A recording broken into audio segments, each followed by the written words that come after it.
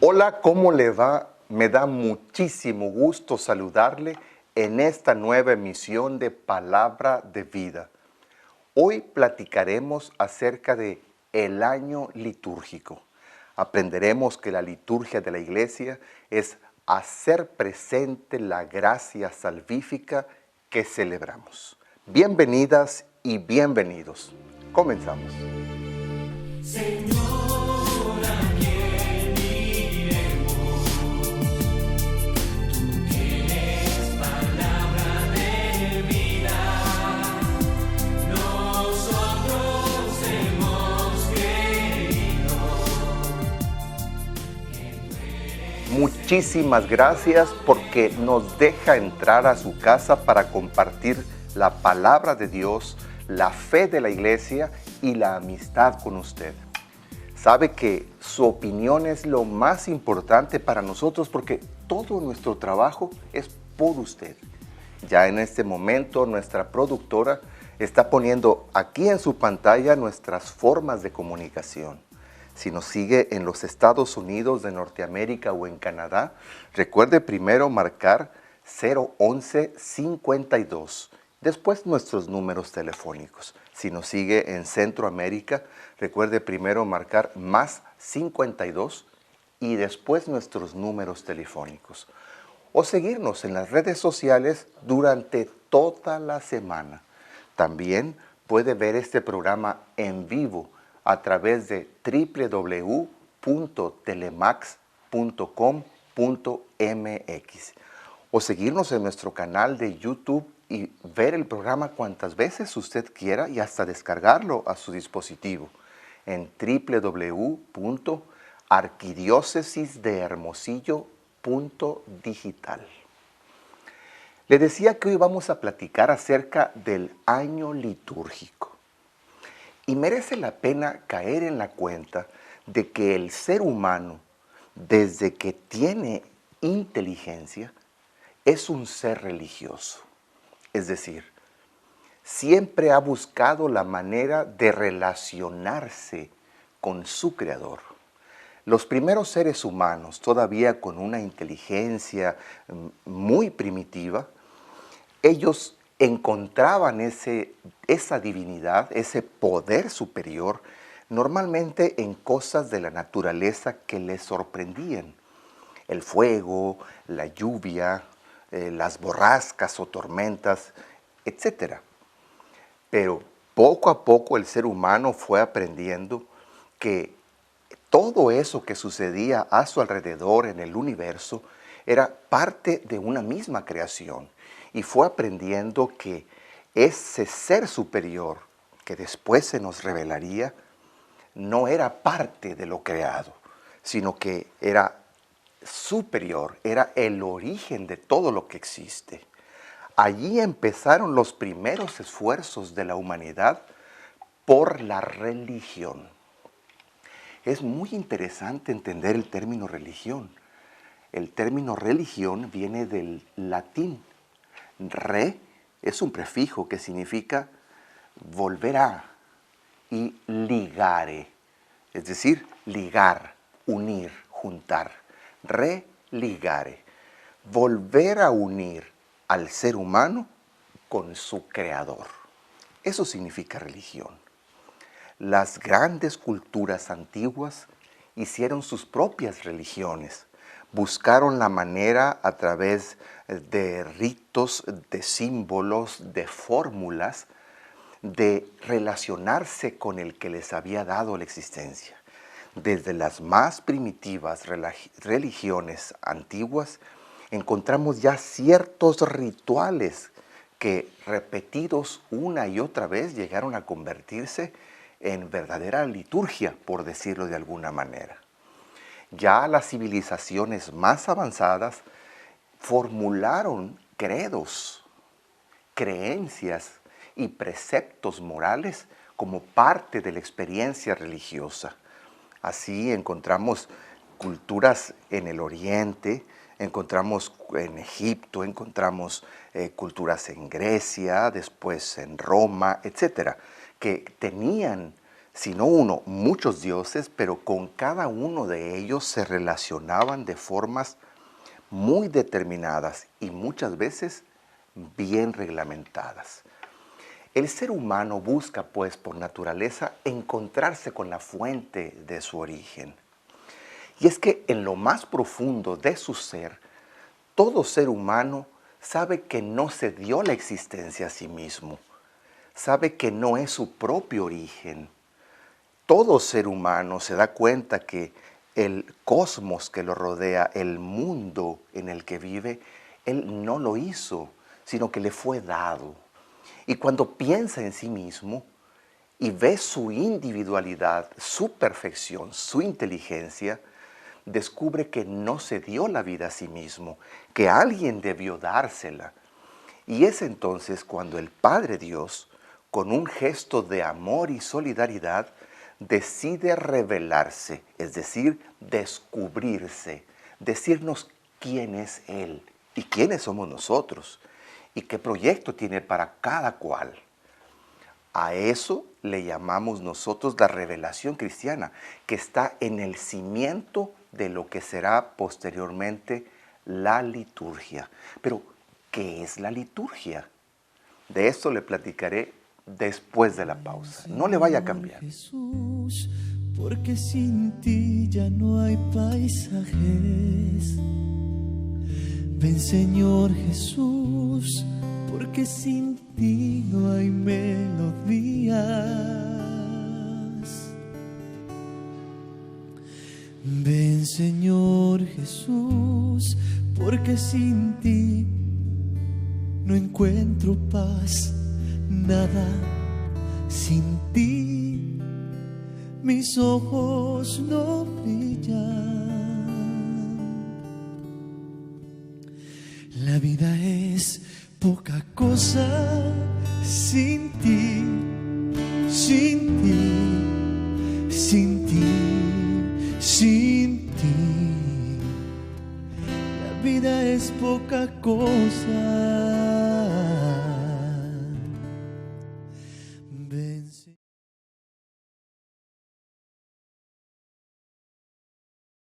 Señor, ¿a quién iremos?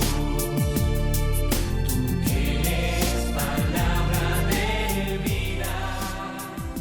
Muchísimas gracias por continuar en Palabra de Vida, una producción de la Iglesia Católica de Hermosillo. Estamos platicando acerca de el año litúrgico y decíamos que por naturaleza el ser humano es religioso y que aún desde los seres humanos más primitivos hasta hoy los más desarrollados buscamos cómo volvernos a unir a la fuente de nuestra existencia, a nuestro Creador.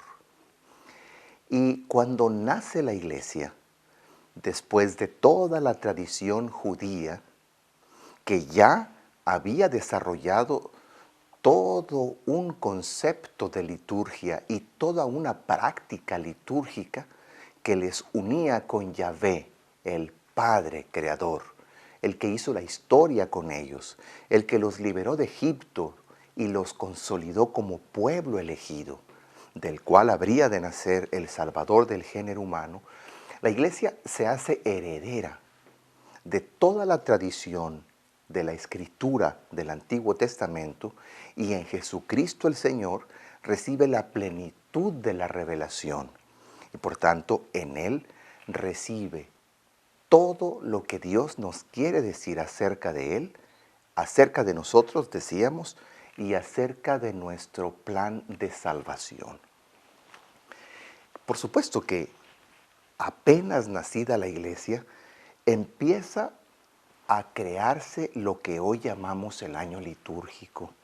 Es decir, empieza a crearse una serie de rituales, de fórmulas, todas tomadas de la Sagrada Escritura, para darle culto a Dios. Pero, ¿qué es la liturgia?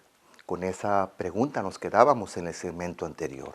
Y voy a remitirme a un artículo que tomé del semanario En Marcha, en el que describimos con mucha claridad, con algunas citas sobre todo de Sacrosanctum Concilium y de algunos de los papas, qué es la liturgia. Leo una primera definición muy sencilla y muy comprensible. La liturgia es el conjunto de signos y símbolos. Fijémonos en estas primeras dos partes. Conjunto de signos y símbolos. ¿A qué se refiere con signos y símbolos? Bueno, dice un refrán popular que ojos que no ven, corazón que no siente. Por tanto, el Padre Dios, que nos conoce muy bien porque nos ha creado, sabe que necesitamos usar nuestros sentidos corporales para poder comprender la salvación eterna. Sería imposible con nuestra limitada inteligencia relacionarnos con el misterio de Dios. Para ello utilizamos signos y símbolos. Pongo un ejemplo. Un símbolo podría ser los elementos que usamos en un sacramento. Por ejemplo, el agua, el óleo, el santo crisma.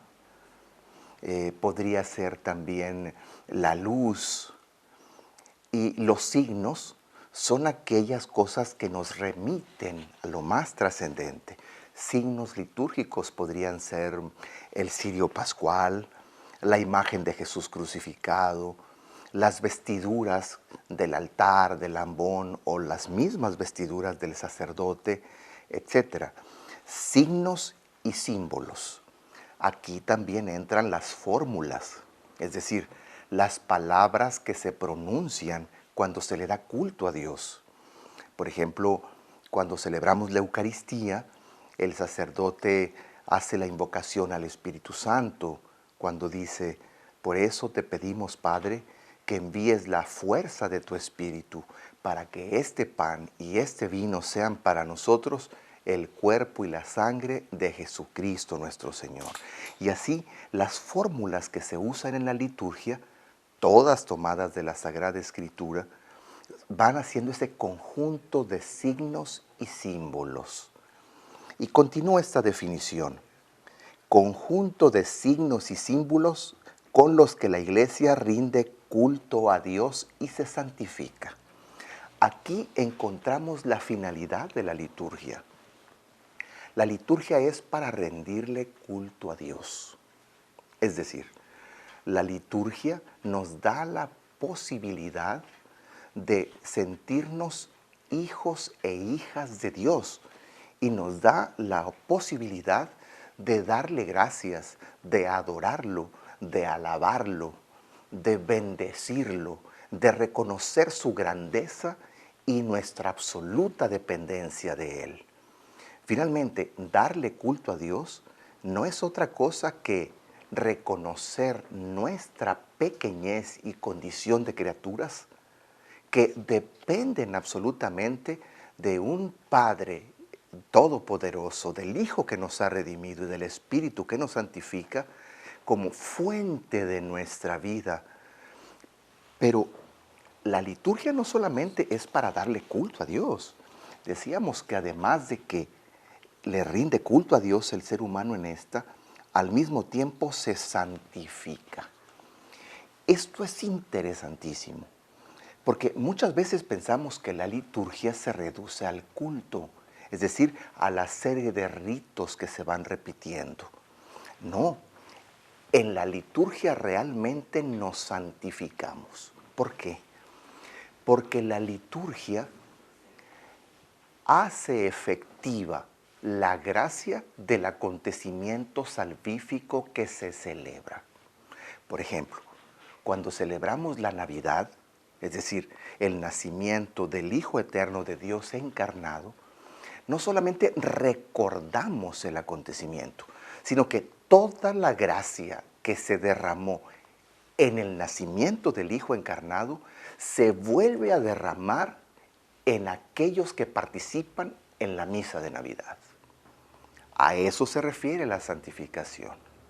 Bueno, hay mucho más que hablar acerca de la liturgia, pero lo haré después de la pausa. Señor, ¿a quién iremos?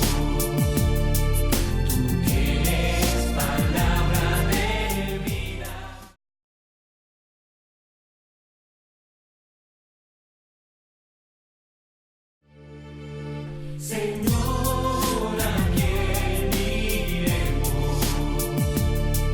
Tú tienes palabra de vida. Nosotros hemos creído. Estamos platicando acerca del año litúrgico y anteriormente definíamos un poco qué es la liturgia y concluíamos algo verdaderamente importante.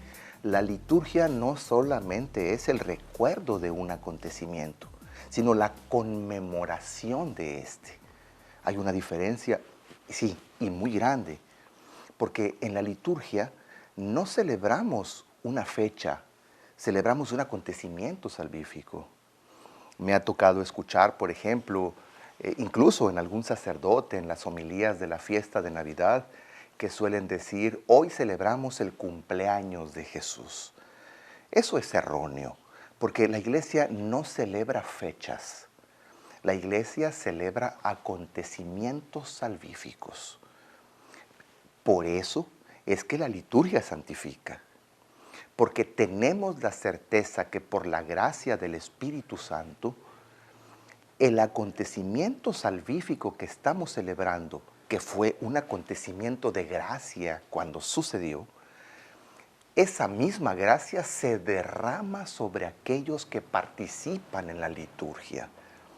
De allí la importancia de que participar en la liturgia de la iglesia no sea algo pasajero, algo opcional, algo que deban hacernos con ganas, sino que al no participar en la liturgia de la iglesia, nos perdemos de la gracia sacramental que allí se da. Fíjese, nos decía también Sacrosanctum Concilium, por allá el número 7 al 17, la liturgia no es solamente la parte exterior y sensible del culto. Es decir, no es solamente cumplir con una serie de fórmulas, ritos y símbolos.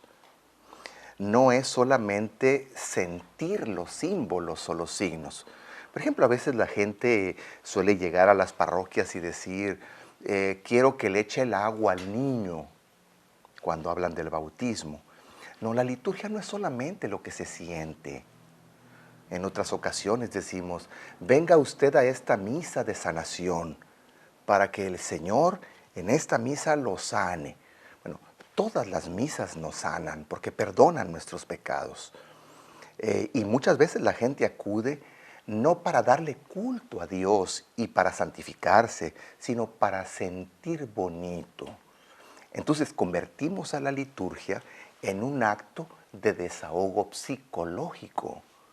Y no, la liturgia no es solamente parte del exterior, ni tampoco parte de lo sensible del culto, ni mucho menos, nos dice el magisterio de la Iglesia, es el aparato de ceremonias o conjunto de reglas y leyes.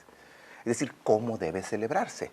Evidentemente debemos respetar lo que los rituales de la Iglesia nos ordenan, pero la liturgia no se reduce a eso.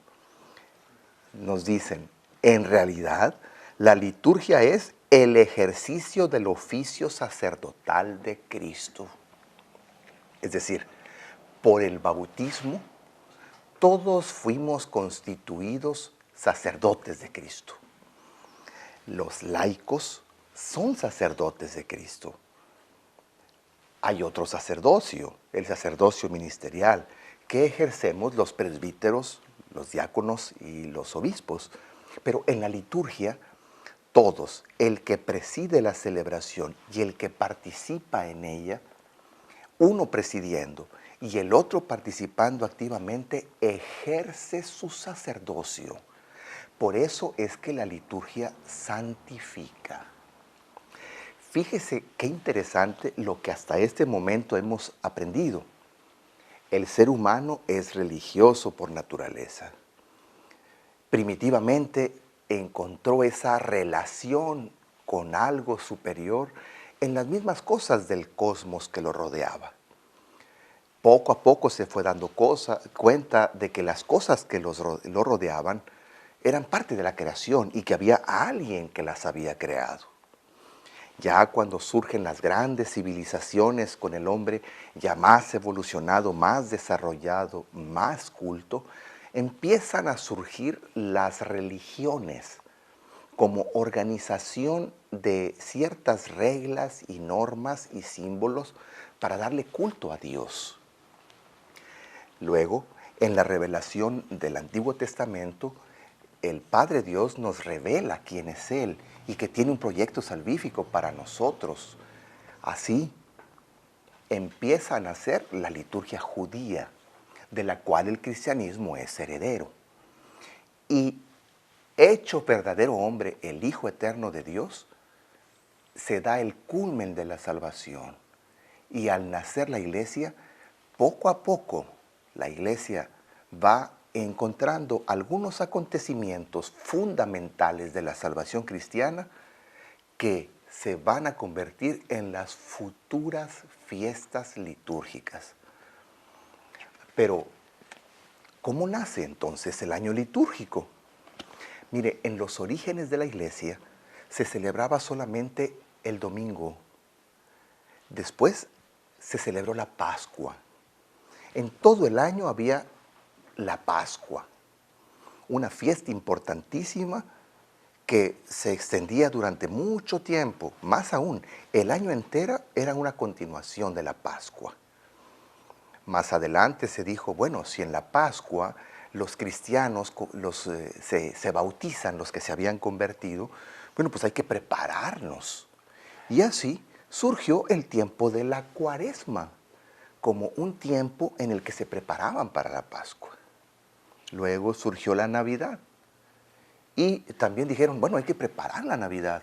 Y surgió el tiempo del Adviento. Después dijeron, bueno, y el resto del año, el tiempo más ordinario, y le pusieron tiempo ordinario. Pero voy a explicar cada uno de estos tiempos después de la pausa. Por favor, no le vaya a cambiar. Señor, ¿a quién iremos? Tú tienes palabra de vida.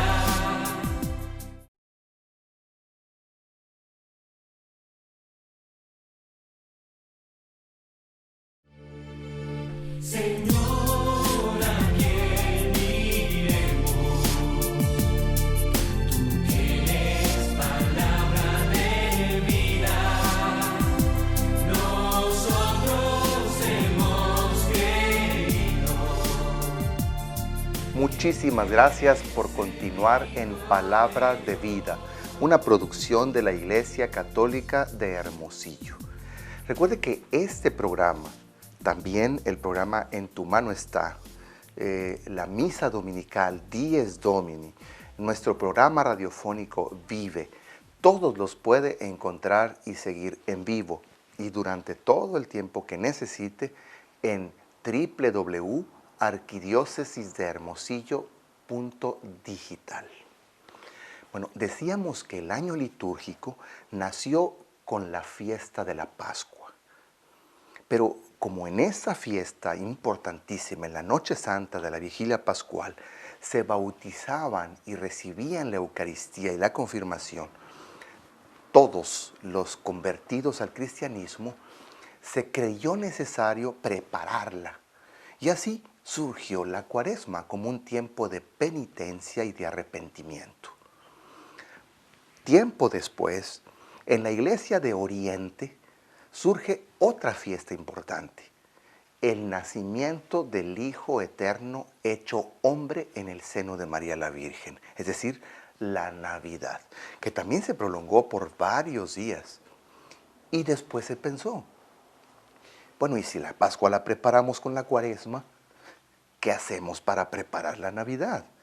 Y entonces surgió el tiempo del Adviento, que hoy estamos iniciando y que curiosamente simbolizamos en esta pequeña corona y con la primera vela que encendemos el primer domingo de Adviento.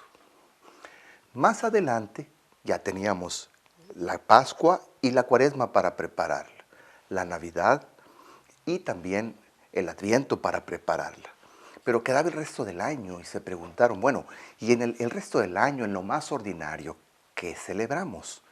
Y le llamaron así, tiempo ordinario o tiempo durante el año. Y allí se decidió poner toda la predicación, los milagros del Señor Jesús para nuestra salvación. Pero mire, voy a empezar a explicar uno por uno estos tiempos litúrgicos, empezando así con el orden que llevan. El año litúrgico empieza con el tiempo del Adviento. Después viene la Navidad. Luego viene un periodo de tiempo ordinario. Llega después la Cuaresma y después la Pascua y después regresa el tiempo ordinario.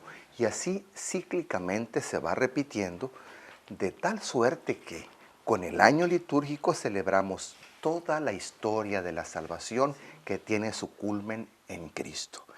Inicio pues con el primer tiempo litúrgico que estamos iniciando, el tiempo de Adviento. Me remito al artículo del semanario En Marcha. El tiempo de Adviento es un periodo aproximado de 4 semanas antes de la Navidad, en el que los cristianos nos preparamos para celebrar la liturgia del nacimiento del Hijo eterno de Dios hecho hombre. Es importante hacer esto, Mire, no celebramos que Jesús haya nacido el 25 de diciembre. Ya insistimos, la iglesia no celebra fechas. La iglesia celebra acontecimientos salvíficos. El Adviento nos prepara para la liturgia de la Navidad. Se celebra con una mirada puesta en la venida de Jesús, la primera venida en la carne, es decir, cuando el Hijo Eterno se hace hombre verdadero. Pero también el Adviento nos recuerda una segunda venida de Jesús al final de la historia de la humanidad, es decir, cuando se acabe la historia del género humano y del cosmos y tengamos que enfrentarnos en el juicio, un juicio lleno de misericordia con nuestro Señor Jesucristo. Estas dos cosas nos recuerda el Adviento. El Adviento es un tiempo de esperanza. Todo tiene que ver con la esperanza, con la llegada del Señor. Y hay un símbolo muy interesante para el Adviento, que es esta corona que está aquí a mi espalda. Una corona muy simbólica, una corona que está adornada solo con ramas verdes y algunas pequeñas flores. Es importante comprender que la corona de Adviento nunca debe tener adornos navideños. No debe tener moños, no debe tener esferas, no debe tener nochebuenas, no debe tener ningún ornato. ¿Por qué? Porque no estamos todavía en la fiesta. Es solamente la preparación para la fiesta. Es muy sugerible que todas las ramas de la corona sean ramas naturales. No tiene que ser pino, puede ser cualquier tipo de rama que haya en nuestra región. Y se va renovando cada domingo. El Adviento va a durar 4 semanas y a veces un poquito más, hasta el día de la fiesta de la Navidad. Hay 2 grandes figuras en este tiempo. La figura de María la Virgen, porque nadie esperó a Jesús, el Salvador del mundo, como su madre María. Y también sobresale la figura del profeta Isaías, el profeta directo de las profecías del tiempo mesiánico. El Adviento se determina que inicia 4 domingos antes de la fiesta de la Navidad. Hay ocasiones en que la Navidad cae en domingo, por tanto el Adviento tendrá casi 5 domingos, pero normalmente son 4 semanas y un poquito más, a veces solo 4 semanas antes del 25 de diciembre. Así es que el Adviento va a rondar entre el 27 de noviembre al 3 de diciembre, más o menos en esas fechas va empezando según caigan los años. En este tiempo se utiliza el color lila. Ahorita explicaremos por qué este color. Por lo pronto tengo que ir a una pausa, no le vaya a cambiar. Señor, ¿a quién iremos?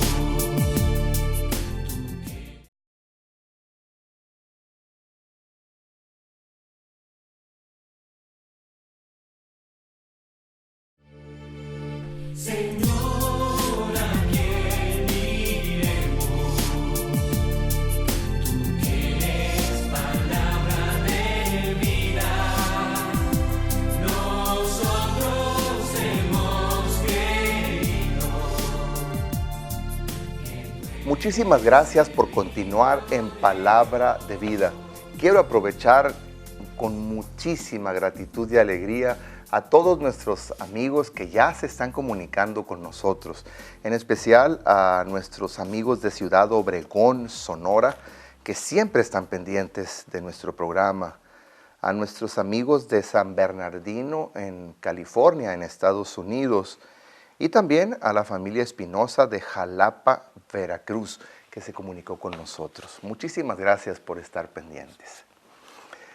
Decíamos que el Adviento nos prepara al tiempo de la Navidad y que en este tiempo hay un color muy distintivo. En Cuaresma normalmente usamos el color morado, porque la Cuaresma es un tiempo de penitencia. Y el Adviento no es tiempo de penitencia, aunque se nos insiste en una preparación a conciencia y con arrepentimiento para el nacimiento del Hijo Eterno de Dios encarnado. No es propiamente tiempo penitencial, sino tiempo de esperanza. Algunos historiadores de la liturgia nos dicen que en la Cuaresma debe distinguirse el morado de la Cuaresma con el morado que se usa en Adviento. Originalmente usaban un color rosa, hoy se usa un color más tendiente a un color con un morado bajito, por no decir un color lila, pues. Lo podríamos imaginar, dicen algunos historiadores, de la siguiente manera. Si la Cuaresma es un tiempo de penitencia y el color es el morado, y el Adviento no es morado porque no es penitencial, y la Navidad, que es la fiesta que prepara, se usa el color blanco. Entonces, ellos explican a veces, si ustedes mezclan el color blanco y el color morado, el color de la preparación, morado, y el color de la fiesta, el blanco, surge un color que no es el morado intenso de la penitencia, sino un morado tenue, que tiende más a expresar la esperanza. Este es el color litúrgico que usamos en el Adviento. Y el otro signo es la corona, y cada domingo se va encendiendo una de esas velas. En algunas partes acostumbran poner una vela blanca al centro de la corona. La liturgia de la iglesia nos sugiere que eso no lo hagamos. ¿Por qué? Porque muchas veces se encienden esa vela blanca en la noche de Navidad. Eso es incorrecto, porque llegada la fiesta del 25 de diciembre o su vigilia en la noche del 24, terminó el Adviento. Por tanto, la corona ya cumplió su función. Es inútil dejar la corona, que es símbolo de preparación a la fiesta litúrgica de la Navidad, en la fiesta de la Navidad. Por eso no hay tal vela blanca. La corona desaparece de los templos para la noche de la Navidad o para el 25 de diciembre. Ahora, en este tiempo hay dos solemnidades muy importantes. Decíamos que sobresalía la figura de María la Virgen. Por eso se colocó en este tiempo la fiesta de la Inmaculada Concepción de María, que se celebra en todo el mundo. Y en América Latina se colocó la fiesta de Nuestra Señora de Guadalupe, patrona de toda América y de las Filipinas. Y ahora se celebra también en Europa y en África. María es importantísima en el Adviento. Otro dato interesante es que, no siendo tiempo de fiesta, sino de preparación, entonces se suprimen el canto del Gloria, porque el Gloria en la misa simboliza la alegría el gozo. Y en Adviento no estamos aún en fiesta. También es muy sugerible, según la liturgia de la Iglesia, que en Adviento haya menos instrumentos musicales, que haya solamente los necesarios para sostener la voz de los cantores. Bueno, terminado el tiempo del Adviento, llega el tiempo de la Navidad. ¿Qué celebramos en la Navidad? Bueno, la Navidad nos recuerda que, como cumplimiento de la promesa de salvar al género humano, que en el ejercicio de su libertad se había alejado del proyecto original de Dios, que es a lo que le llamamos pecado, el Hijo Eterno, que coexiste con el Padre y con el Espíritu Santo desde toda la eternidad, se hace hombre verdadero en el seno de María la Virgen. Se pone como un pequeño cigoto que se va desarrollando durante 9 meses como todo ser humano y nace en Belén de Judá.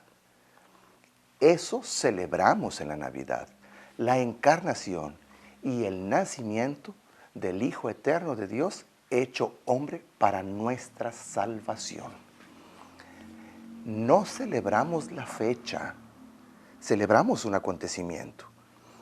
Así, la Navidad celebra, por ejemplo, en la Iglesia Romana, el nacimiento de Jesucristo el 25 de diciembre, pero no olvidemos que la Navidad nació primero en la Iglesia de Oriente y ellos la celebran el 6 de enero.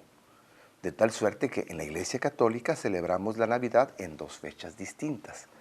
Los del rito romano, nosotros, el 25 de diciembre. Y los del rito oriental o griego, la celebran el 6 de enero. No celebramos fechas, sino el acontecimiento salvífico. Y aquel que participa en la misa de Navidad recibe todas las gracias que el Padre Dios derramó sobre la humanidad el día del nacimiento de su Hijo. ¿Qué más podemos decir acerca de la Navidad? No le vaya a cambiar y se los digo después de la pausa. Señor, ¿a quién iremos? Tú tienes palabra de vida.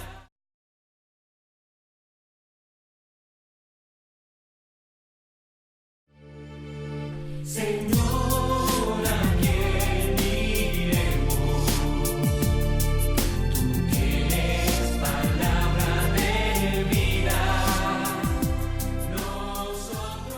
Bueno, nos quedamos platicando acerca del tiempo de la Navidad. En este tiempo el color litúrgico es el color blanco o el dorado incluso, porque es fiesta. Se canta el Gloria, se tocan las campanas, más aún, el Gloria se canta no solo en la noche de la vigilia, el 24 o el 25, que es la mera fiesta litúrgica, sino que el Gloria se canta diariamente los 8 días que le siguen a la Navidad. Y después se canta solemnemente con todos los instrumentos durante todos los domingos de Navidad. Aquí sí se usan todos los instrumentos. El templo se adorna con muchas flores porque estamos de fiesta. Aquí entran algunas celebraciones muy interesantes. Tenemos, después del 25 de diciembre, el primer domingo que le siga, la fiesta de la Sagrada Familia. Posteriormente, el 1 de enero, la fiesta de Santa María, Madre de Dios. Después celebramos la Epifanía del Señor, es decir, la manifestación de Jesús a todos los pueblos como único Salvador de la historia. Antes se celebraba el 6 de enero, pero hoy se cambia al domingo más próximo al 6 de enero. Y luego la fiesta del bautismo del Señor, con el que se concluye el tiempo de la Navidad. Como ve, la Navidad no se reduce al 25 de diciembre, se extiende hasta la primera o segunda y a veces hasta un poquito de la tercera semana de enero. Me voy ahora directamente con el tiempo de Cuaresma. Después de la Navidad entra el segundo domingo ordinario y algunos otros. Viene luego la Cuaresma. Dijimos que nació primero la Pascua, pero la Cuaresma la prepara. La Cuaresma sí es un tiempo penitencial. En este tiempo se invita a los cristianos usando 3 medios fundamentales: la solidaridad con los pobres o la limosna, la escucha de la palabra y la oración profundas, y el ayuno, a prepararse a recibir el perdón de los pecados antes de la resurrección de Jesucristo el Señor. Son 43 días. La Cuaresma empieza el miércoles de ceniza y concluye con la misa de la Cena del Señor el Jueves Santo. En todo este tiempo se usa el color morado. Algunos historiadores suelen decir que el color morado surgió porque en los primeros siglos de la Iglesia la gente hacía grandes sacrificios y cargaba cruces y se golpeaba, se lastimaba su cuerpo y se provocaba grandes moretones. Entonces la Iglesia dijo, esto no es correcto porque el cuerpo es templo del Espíritu Santo. Y simplemente tomaron el color de esas lastimaduras, dicen algunos historiadores, que la gente se provocaba, y lo plasmaron en los ornamentos sacerdotales y en los ornamentos del altar y del ambón. Ahora, el color de los ornamentos sustituía las lastimaduras del cuerpo, porque el sacrificio de Cristo es el que nos salva, no nuestros propios sacrificios.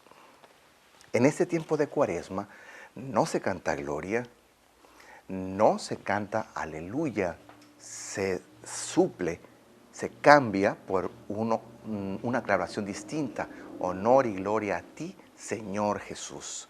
El templo carece de ornato, no hay ornato en Cuaresma. Cuando mucho se ponen ramas verdes y muy pocas, porque es un tiempo penitencial y de austeridad. En este tiempo también hay un domingo importante, el domingo que se le llama de alégrense, cuando se lee el texto de la transfiguración del Señor. Allí se puede usar el color, el mismo color del Adviento, el color lila, en lugar del morado, o incluso el blanco. Viene en el mismo tiempo de Cuaresma la Semana Santa. Dijimos que la Cuaresma termina con el Jueves Santo, pero la Semana Santa tiene sus días especiales. El Jueves Santo de la Cena del Señor. Atención, el Jueves Santo se conmemora la institución de la Eucaristía y del sacerdocio, no el lavatorio de los pies. Viene después el Viernes Santo de la Pasión del Señor. Ese día no hay misa, solo se lee la Pasión del Señor, se adora no la cruz de madera, sino el acontecimiento de la crucifixión que nos dio el perdón de los pecados. Luego, tradicionalmente se le llama el sábado de la sepultura del Señor. Y finalmente el Viernes Santo de la Pasión del Señor. En la noche del Sábado Santo viene la solemnísima Vigilia Pascual o Noche Santa. Y así se inaugura el tiempo de la Pascua, el tiempo más importante, que se va a prolongar durante 50 días. Empieza el domingo de resurrección y va a terminar 7 semanas después, en la fiesta de Pentecostés o la fiesta de la venida del Espíritu Santo. Fíjese que la Pascua es como un domingo continuado. Incluso las celebraciones de entre semana son como si fuera el mismo domingo de resurrección prolongado durante 50 días. En este tiempo de Pascua también hay algunas fiestas importantes. La Ascensión del Señor, por supuesto, y Pentecostés. Y el resto del año, bueno, el resto del año le llamamos tiempo ordinario. Allí recordamos la predicación, los milagros de Jesucristo el Señor para nuestra salvación y usamos el color verde. Yo espero que esta brevísima explicación sobre el año litúrgico que iniciamos con el Adviento haya sido de muchísimo provecho para usted. Recuerde que Dios le ama profundamente. Que Él los bendiga y yo los espero en la próxima emisión. Hasta luego. Señor.